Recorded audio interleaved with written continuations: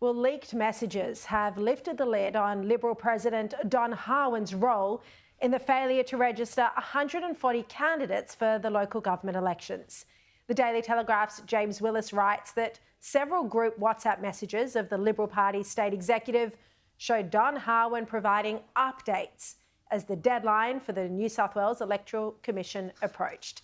Let's bring in tonight's political insider panel, Liberal Senator Holly Hughes and Bill Shorten's former Chief of Staff, Cameron Milner. Welcome to you both. Cameron, can you tell us a bit more about these leaked WhatsApp messages?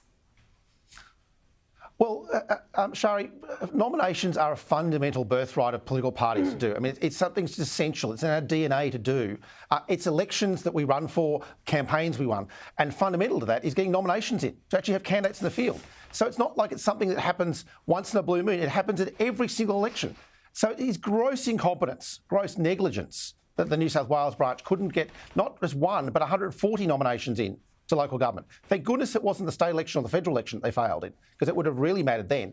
But no, look, anyone involved in this should be gone and should never be seen again in a party administration. That Don Harwin, he should go as well. Yeah, it is extreme incompetence, and now there's talk that some of the Liberal candidates who've missed out might commence legal action. Holly Hughes, obviously you're in the Liberal Party. Do you think Don Harwin needs to go over this? I am absolutely appalled at what's occurred here. Cameron's right when he talks about this being a fundamental job of a political party, and there needs to be a wholesale review into how this occurred. I feel absolutely that upset for the candidates who aren't able to contest, the current councillors and mayors who aren't able to recontest. It's just appalling for them. I'm very concerned for some of our federal candidates and members in New South Wales, some of them who are going into areas with significant seat redistributions and are going to have no Liberal representation on the local councils. And we know how important it is with the brand, with the ID, with keeping up what local commitments are occurring.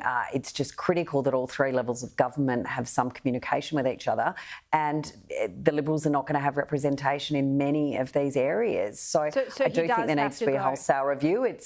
A review, or he has to go? There'll be a number of people. Look, Brian Lochnane's going to do a review. There's discussions around federal intervention, and if federal intervention occurs, it means the entire state executive goes. And, you know, it's an unworkable size of 29 people.